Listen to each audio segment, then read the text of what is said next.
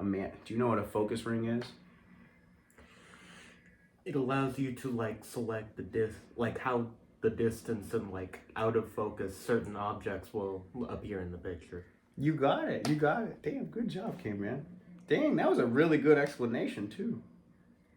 So yeah, Keegan's got it right. It'll let you choose what's in your picture according to the distance. And I'm gonna hold up something and so he can focus on it. Are we in here? There we go. And then click on that red circle, that's for your recording.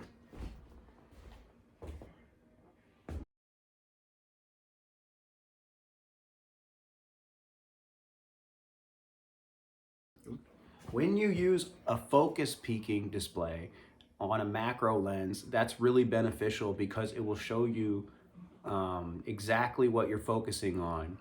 And so that's really important because things can become really, really tiny the closer you get, especially if you're like filming insects or, you know, tiny plants. You're definitely going to need to, sometimes it can get confusing as to what's actually in focus and what isn't in focus. And so I'm going to have Keegan do the same thing, except this time, Keegan, I want you to first grab this, and then I want you to grab that, okay? Here, hit the red circle. So we're locking on two different things now? Yep. Right. And just hold it. Yep, there you go.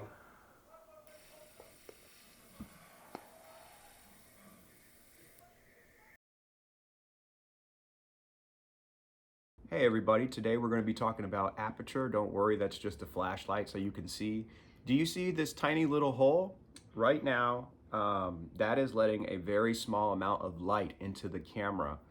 And it says it's at f22, and we measure those in something called f-stops. So the higher the number, the smaller the aperture, okay?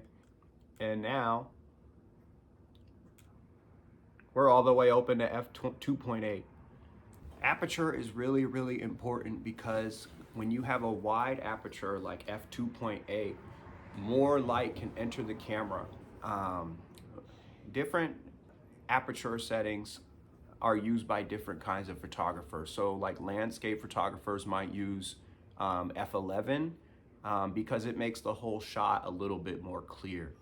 When you want to show something off by itself, then you would probably use a more small aperture so that it's more wide.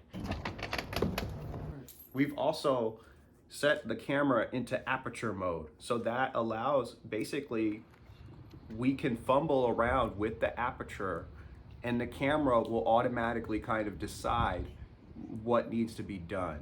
Actually, a lot of professionals use this setting because fumbling around in manual mode can take a lot of time. And sometimes you don't have time, like if you're shooting at a wedding or if you're shooting something that's very quick and fast paced. So I want you to describe to me what you see in this picture. What's the brightest part of the image?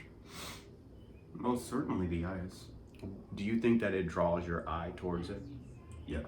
Okay, so that's called emphasis. Everything else in this picture is kind of dark except for that part.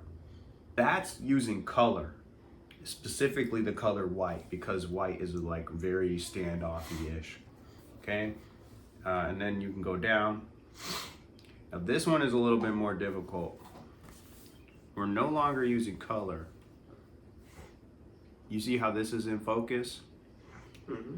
Okay, and you can also see the texture. Look, you can almost touch that flower. It's just there, you know what I mean? We're emphasizing with focus, okay? So in this one, we have color. And in that one, we have focus. Now look, you can also see the colors. The background is more dark. Because the background's more dark, your eye goes towards whatever has the most color, okay?